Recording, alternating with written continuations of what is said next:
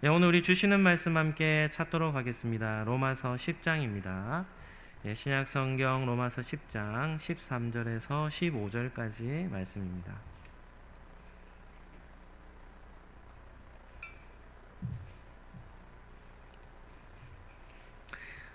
로마서 10장 13절에서 15절 우리 같이 읽도록 하겠습니다. 석절 말씀 같이 읽겠습니다. 누구든지 주의 이름을 부르는 자는 구원을 받으리라. 그런즉 그들이 믿지 아니하는 이를 어찌 부르리요? 듣지도 못한 이를 어찌 믿으리요? 전파하는 자가 없이 어찌 들으리요? 보내심을 받지 아니하였으면 어찌 전파하리요? 기록된 바 아름답도다 좋은 소식을 전하는 자들의 발이여 함과 같으니라. 아멘. 오늘은 로마서 10장 말씀을 가지고 전도의 거룩한 사명이라는 제목으로 말씀을 잠시 나누도록 하겠습니다. 한번 따라 하시죠. 아름다운 전도자가 됩시다. 첫 번째는 남아프리카에서 있었던 한 사건을 소개해 드리고자 합니다. 야헤르 아프리카너라는 한 사람의 이야기입니다. 남아프리카는 잘 알고 있듯이 네덜란드 이 식민지였습니다. 그래서 네덜란드 이 사람들이 그 정착민들 이 원주민들이겠죠. 그 땅을 차지하고 그 땅에 있었던 이 백성들을 이 노예화시켜서 엄청나게 고된 그런 학대와 부당한 대우를 하며 그들을 이렇게 많이 부렸습니다. 그런데 이 야헤르 아프리카너라는 사람은 그 농장주 아래에서 일했던 그런 노예였습니다.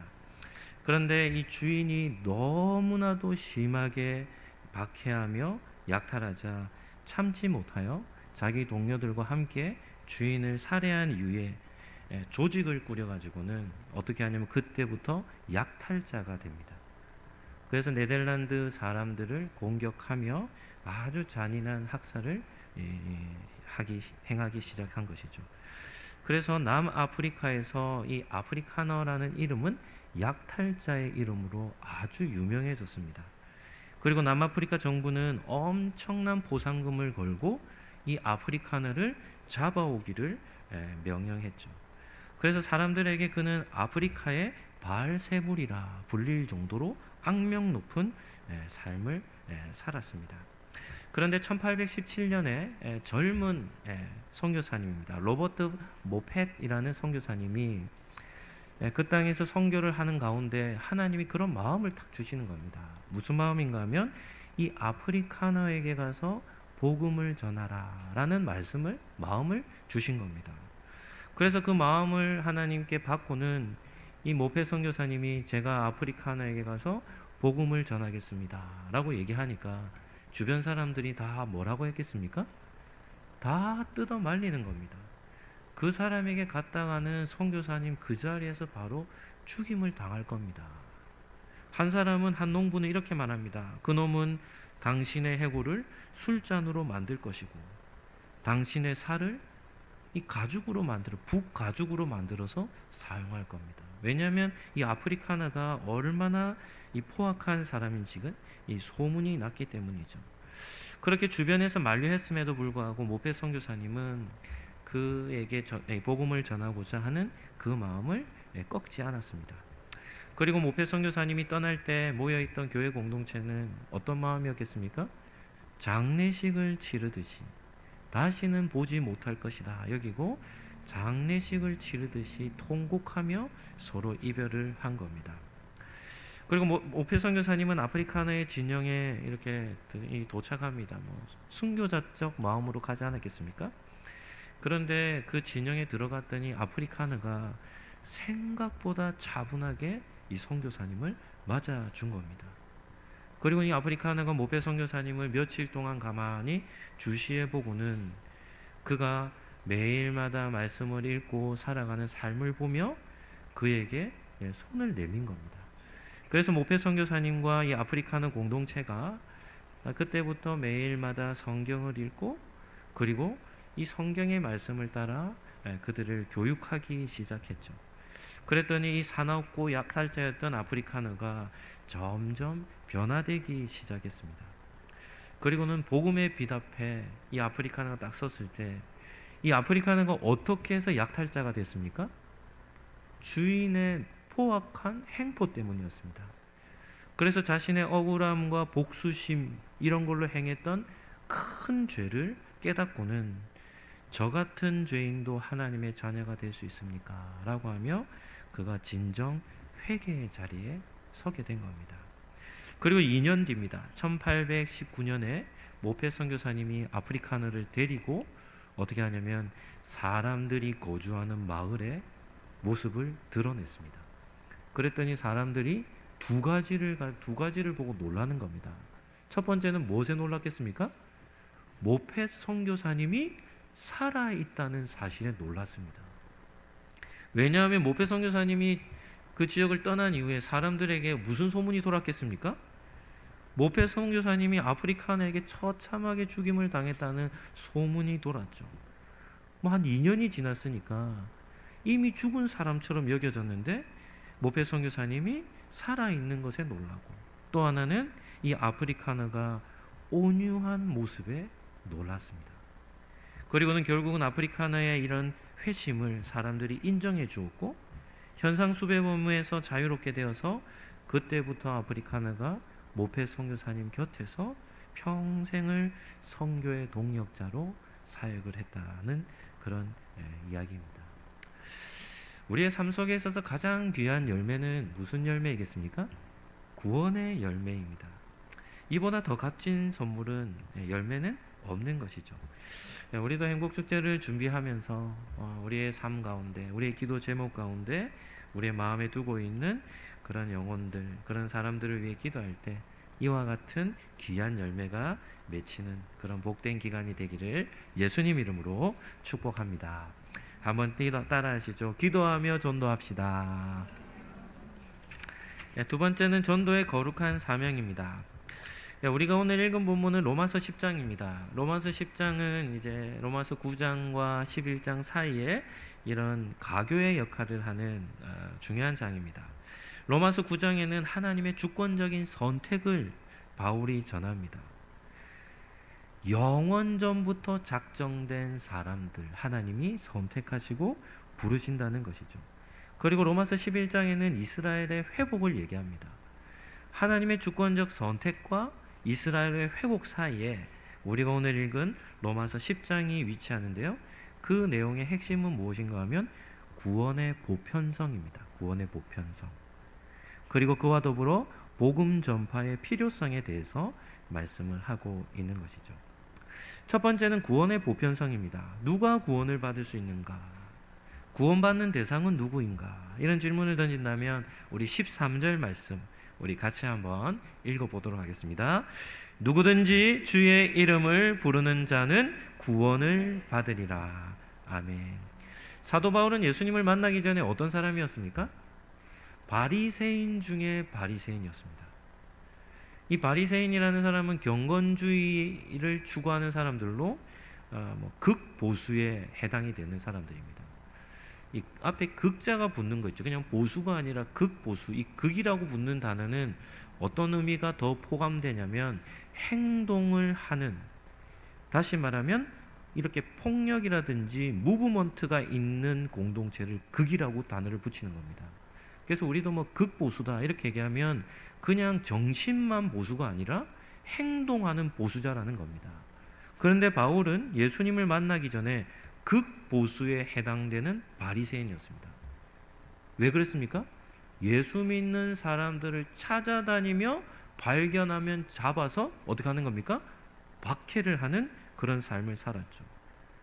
유대교를 지키기 위해 어떤 위험도 불사할 정도로 바울은 과격한 사람이었습니다.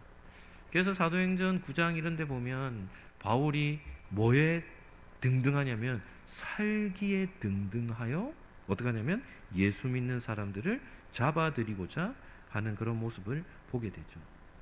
유대인들이 가지고 있었던 그들의 의식은 혈통을 매우 중요하게 여겼죠. 혈통 우월주의. 그래서 이방인들은 아예 인간 취급을 하지 않습니다. 이 성전을, 구약의 성전을 공부해 보면요, 성전에는 사람들의 이 민족성 또 성별에 따라 들어가는 이 위치가 다 달랐습니다. 제일 가까이에는 유대인 이스라엘 백성의 남성들, 그리고 그 앞은 여인들의 뜰이라 해서 여인들의 뜰에는 여인들밖에 못 갑니다. 여인들의 뜰을 넘어 남자들의 뜰로 갈 수 없습니다. 그런데 여인들의 뜰까지는 괜찮은데 그 성전 밖은 무슨 뜰이겠습니까? 이방인의 뜰이라고 있습니다. 이방인의 뜰. 이 이방인의 뜰은 성전에서 가장 멀리 떨어져 있는 곳입니다. 그리고 우리가 성전 청결 사건에 보면 예수님께서 성전에 들어가셔서 뭐 하는 사람들의 상을 엎습니까?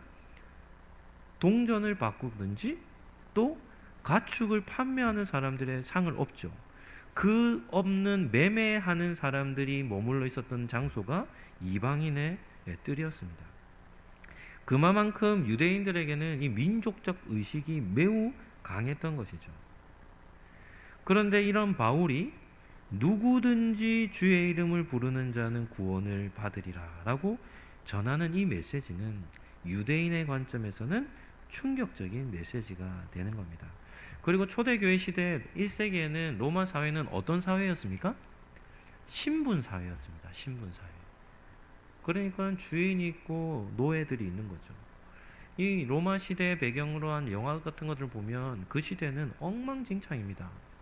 왜냐하면 노예라고 하면 그야말로 돈을 주고 사는, 노예로 부리면 주인이 노예를 때려 죽여도 아무런 죄책감이 없는 그런 분명한 신분 사회였죠. 그런 신분 사회, 유대인의 혈통에 대한 그런 우월감, 이런 것들은 장벽이 매우 높았는데요. 바울은 예수님을 믿고 난 이후에 혈통도 중요한 것이 아니고 사회적 신분도 중요한 것이 아니라는 겁니다. 그래서 여기서 말하는 누구든지라는 말은 사람의 인종이나 사회의 계층에 제한되지 않는 그런 보편성을 전하는 것입니다. 우리가 앞절에 보면 12절에 보면 유대인이나 헬라인이나 뭐가 없다고 하냐면 차별이 없다라고 합니다. 이것이 구원의 이 보편성이죠. 우리 하나님은 얼마나 좋으신 분입니까? 사람들은 다 사람들을 다 평가합니다. 나하고 어울릴 사람인가 아닌가, 뭐 학벌은 어떠하고 가정은 어떠하고, 이렇기 때문에 사회 속에서의 이런 여러 가지 조건들은 평범한 두 사람의 어떤 만남을 아주 이 관계를, 그런 것들을 맺지 못하게 만드는 것이죠. 그러나 우리가 가지고 있는 이 구원의 은혜는 누구에게나 제공되어지는 그런 은혜임을 말씀하고 있는 겁니다. 바울이 말한 13절은 요엘서 2장 32절을 인용한 것입니다. 우리 본문 한번 띄워주시죠. 요엘서 2장 32절 우리 같이 한번 읽어볼까요? 누구든지 여호와의 이름을 부르는 자는 구원을 얻으리니 이는 나 여호와의 말대로 시온산과 예루살렘에서 피할 자가 있을 것이며 남은 자 중에 나 여호와의 부름을 받을 자가 있을 것임이니라. 아멘. 요엘서에도 그런 예언이 되어 있죠. 누구든지입니다. 누구든지 여호와의 이름을 부르는 자가 구원을 받는다는 것이죠. 그래서 구약은 이스라엘 백성들의 구원을 말하고 신약에 와서야 인류 구원의 메시지를 전한다라는 이런 메시지들은 다 잘못된 겁니다. 하나님은 아브라함을 부르실 때 아브라함에게 어떤 약속을 합니까? 내가 너로 모든 나라의 복이 되게 할 것이다. 그러니까 아브라함 한 사람을 부르시면서도 하나님은 모든 인류의 구원을 계획하신 것이죠. 여기서 주의 이름을 부르다라고 하는 이 부르다의 의미도 중요합니다. 이 부르다의 의미는 어떤 의미가 있냐면 법정적 의미가 있습니다. 법정적 의미. 그리고 이 부르다의 의미는 예배적 요소가 있습니다. 도움을 요청하다, 의지하다, 예배하다, 이런 의미인데요. 법정적 의미라는 것은 이런 겁니다. 우리나라로 적용해 본다면 한 사람이 사업을 하다가 파산했습니다. 그럼 파산하면 국가에 뭘 신청할 수 있습니까? 파산 신고를 할 수 있어요. 그러면 국가에 파산 신고를 하게 되면 그가 가지고 있었던 여러 가지 부채들이 어떻게 되는 겁니까? 법적으로 그런 부채의 문제들이 해결을 받는 것이죠. 마찬가지로 여기서 부르다라는 의미는 법정적으로 도움을 요청하다라는 의미가 있습니다. 우리가 하나님 앞에 설 때에 지은 죄로 말미암아 도저히 설 수 없음을 인정하고 예수님의 이름을 부르짖으며 하나님께 은혜를 구하는 겁니다. 그러할 때 하나님은 법정적으로 그를 하나님의 자녀로 삼아 주신다라는 이런 의미가 있습니다. 스펄전 목사님은 13절을 구원의 단순성이라 이렇게 말합니다. 어떤 의미인가 하면 예수님의 이름을 부르는 데는 어린아이도 부를 수 있습니까? 없습니까? 부를 수 있습니다. 죽어가는 노인도 부를 수 있고, 단순히 구원자 되시는 예수님의 이름은 누구든지 부를 수 있게 되는 것이죠. 그래서 이 복음의 보편성은 복음의 단순성이다 이렇게 설명을 하는 겁니다. 한번 따라 하시죠. 예수님이 구원자이십니다. 이 한 가지를 뭐만 하면 됩니까? 믿으면 되는 겁니다. 믿으면. 예수님을 왜 믿지 못할까요?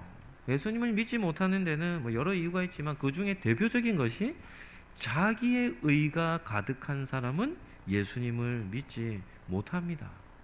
사람들 앞에 자랑할 것이 있고 아직까지 손에 무언가가 들려 있어서 자기 스스로 살아갈 수 있다라는 의식을 가지고 있는 사람은 예수님을 찾지를 않는 것입니다. 누가 예수님의 이름을 부를 수 있습니까? 자신의 부족함을 아는 사람입니다. 자신이 얼마나 큰 죄인인가 이런 것을 깨닫는 사람이죠.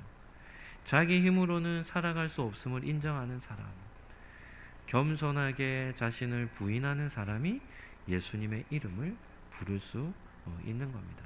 우리가 앞에 살펴봤듯이 아프리카너도 자기가 죄인된 사람인 것을 깨닫게 되자 예수님의 이름을 부르기 시작했던 것과 같은 것이죠. 우리가 전해야 될 메시지는 이것입니다. 우리에게는 예수님이 꼭 필요합니다. 우리는 스스로 구원에 이를 수 없습니다. 라는 사실을 우리는 깨닫고 그것을 잘 전하는 것입니다. 두 번째는 전도의 필요성입니다. 우리 14절 말씀입니다. 우리 14절도 한번 같이 한번 읽어보겠습니다. 그런즉 그들이 믿지 아니하는 이를 어찌 부르리요? 듣지도 못한 이를 어찌 믿으리요? 전하는 자가 없이 어찌 들으리요? 사도 바울은 14절에서 전도의 필요성을 3번이나 반복합니다. 믿지 아니하는 하나님을 어떻게 부를 것인가? 듣지도 못한 이를 어찌 믿겠는가? 전파하는 자가 없이 어찌 듣겠는가? 여기서 어찌라는 단어는 의문부사로서 논리적으로 불가능한 일을 강조할 때 사용하는 것이죠. 그래서 복음을 전하지 않으면 예수님을 부를 수 없고, 복음을 전하지 않으면 예수님을 믿을 수도 없고, 복음을 전하지 않으면 복음을 듣지도 못한다는 것을 말씀하는 거죠. 그래서 복음이 전해지기 위해서는 반드시 복음 전하는 사람이 있어야 함을 말씀하는 겁니다. 믿음은 어디에서 생긴다고 말씀합니까? 로마서 10장 17절 말씀입니다. 우리 본문 한번 띄워주시고, 우리 잘 아는 말씀인데요. 같이 한번 읽어보실까요? 시작.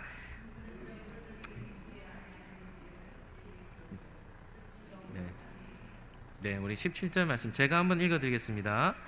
제가 한번 읽어드리겠습니다. 그러므로 믿음은 들음에서 나며 들음은 그리스도의 말씀으로 말미암았느니라. 아멘. 그래서 성경은 듣기가 아주 중요하겠죠. 잘 들어야 예수님의 말씀을 듣게 되고 믿게 되는 겁니다. 그래서 듣는 일에 있어서는 전하는 사람이 꼭 필요한 것입니다. 우리가 믿는 기독교는 맹목적이지 않습니다. 지식 없이 무턱대고 믿어라 이런 것이 아닙니다. 분명한 지식에 근거한 것이죠. 지식이 없이 믿는 사람들은 어떤 일을 행하겠습니까? 신앙생활 하는 걸 보면 뭔가 문제가 있어요. 바르지 않는 일을 그냥 자연스럽게 행동하는 경우가 많이 있습니다. 저는 예전에 기도원이라든지 이런 데를 많이 다녀봤습니다. 그럴 때 가보면 너무나도 당황스러운 일들이 그곳에서 일어납니다. 기도원에 오는 사람들은 다 어떤 사람들입니까? 열정적인 사람들입니다. 예배 시간 이렇게 조용하지 않습니다. 제가 이렇게 한마디만 하면 다 뭐합니까? 아멘! 아멘! 그런데 한 가지 안타까운 것은 그들의 신앙의 열정은 충분히 칭찬해 줄 만한데 그들의 신앙의 형태는 너무 맹목적이라는 겁니다. 그래서 제가 충격을 받은 게 그 강사 목사님, 부흥사라는 목사님이 이렇게 얘기하는 겁니다. 우리 아들이 지난주 머리를 노랗게 염색했습니다. 이러니까 앉아있던 분들이 아멘! 막 이렇게 하는 거예요. 야, 이 황당한 거예요. 아멘이라는 말은 무슨 뜻입니까? 동의합니다. 뭐 이런 뜻이죠. 그런데 아멘을 해야 할 때 아멘을 해야 하는데 아멘하지 말아야 될 말까지도 아무런 의미도 없이 그냥 무턱대고 아멘하는 것이죠. 그러니까 그런 분들의 어떤 신앙의 형태는 잘 못 되어져 있는 겁니다. 바른 지식 위에 뭐가 세워집니까? 바른 믿음이 세워지는 것이죠. 그래서 사도 바울은 바른 믿음의 근거를 어디에 둡니까? 그리스도의 예수님의 말씀에 두고 있는 겁니다. 또한 복음은 무엇을 전하는 것인가 하면 예수님의 십자가와 부활에 관한 소식을 전하는 것이죠. 그래서 예수님을 왜 믿어야 하는지, 그리고 예수님이 어떤 삶을 사역을 감당하셨는지, 이러한 복음의 소식을 잘 전하는 것이 우리 전도자의 메시지가 되는 겁니다. 21세기를 살아가는 우리 시대는 복음을 전하는 방법이 다양합니다. 제일 좋은 것은 무엇이겠습니까? 우리가 직접 전하는 것이죠. 이것이 가장 좋은 방법입니다. 그럼에도 또 다른 간접적인 방법들이 많이 있습니다. 어떤 방법이 있겠습니까? 라디오 같은 경우 98.1이라든지 극동방송, 기독교 방송을 소개하는 것도 좋은 전도 방법이죠.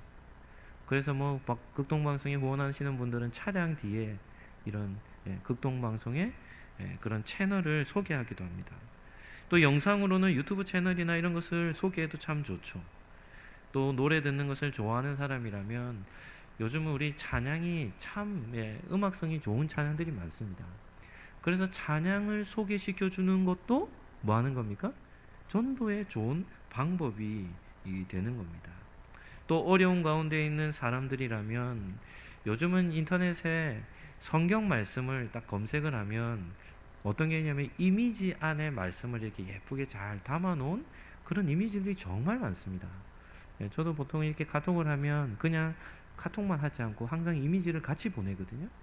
그래서 성경 말씀이 기록되어져 있는 이미지를 전달하는 것, 이런 것이 다 좋은 전도 방법이 되는 것이죠. 이처럼 다양한 전도 방법을 통해서 우리는 복음을 전하는 삶을 살아야 합니다. 우리 시대에 이 다양한 전도 방법이 있다는 것은 우리가 그만큼 활용할 수 있는 그런 방법들이 많이 있음을 잘 아시고, 또 여러 방법들을 통해서 또 복음을 잘 전하는 우리 성도들이 되시기를 예수님 이름으로 축복합니다. 마지막 세 번째는 아름다운 삶으로의 도전입니다. 우리 시대는 외적으로 화려한 시대죠.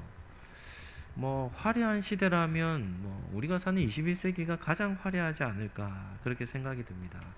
화장의 이 기술의 발달, 헤어스타일의 발달, 외모를 가꾸는 그런 기술의 발달, 또 입는 옷 패션에 관련된 그런 발달들이 얼마나 잘 돼 있는지 모릅니다.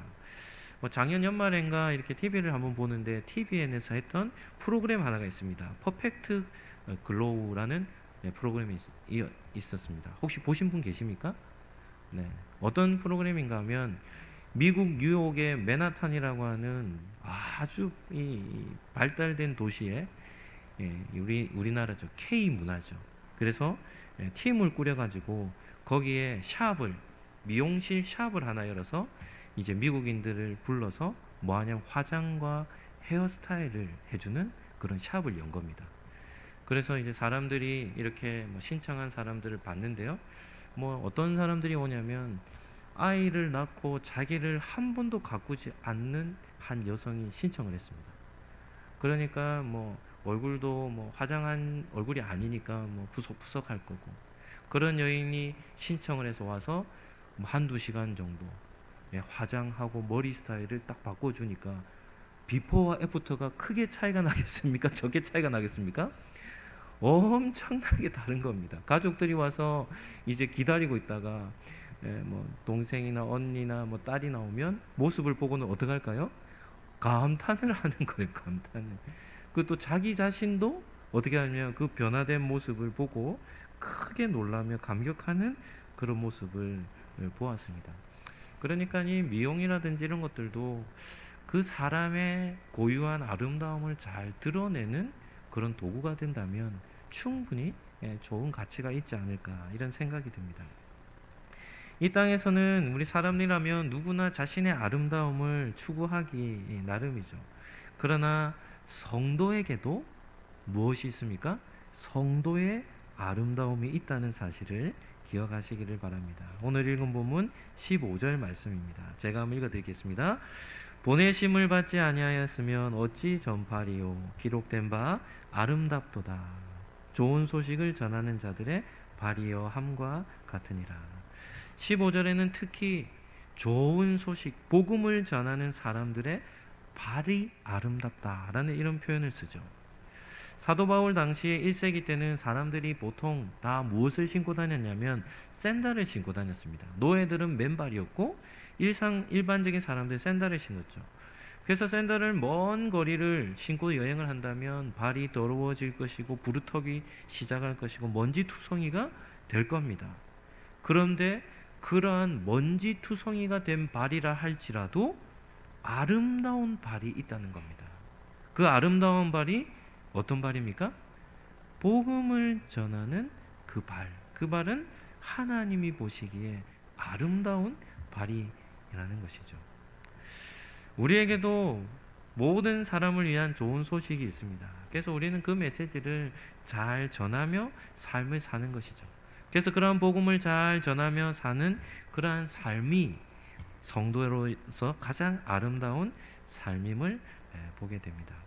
제가 오늘 나눠드린 그 노트에 이미지 하나를 넣어드렸습니다. 어떤 이미지입니까? 네, 선교사님이 이 배를 타고 우리 조선 땅으로 들어오는 그런 한 이미지를 넣어드렸습니다. 우리나라에도 복음을 들고 오셨던 여러 선교사님들이 계십니다. 우리가 잘 아는 알렌, 언더우드, 아펜젤로, 스크랜턴 이런 선교사님은 미국에서 오신 분입니다. 그 당시는 배를 타고 왔으니까 미국에서 배를 타고 우리나라까지 오기가 얼마나 멀었겠습니까?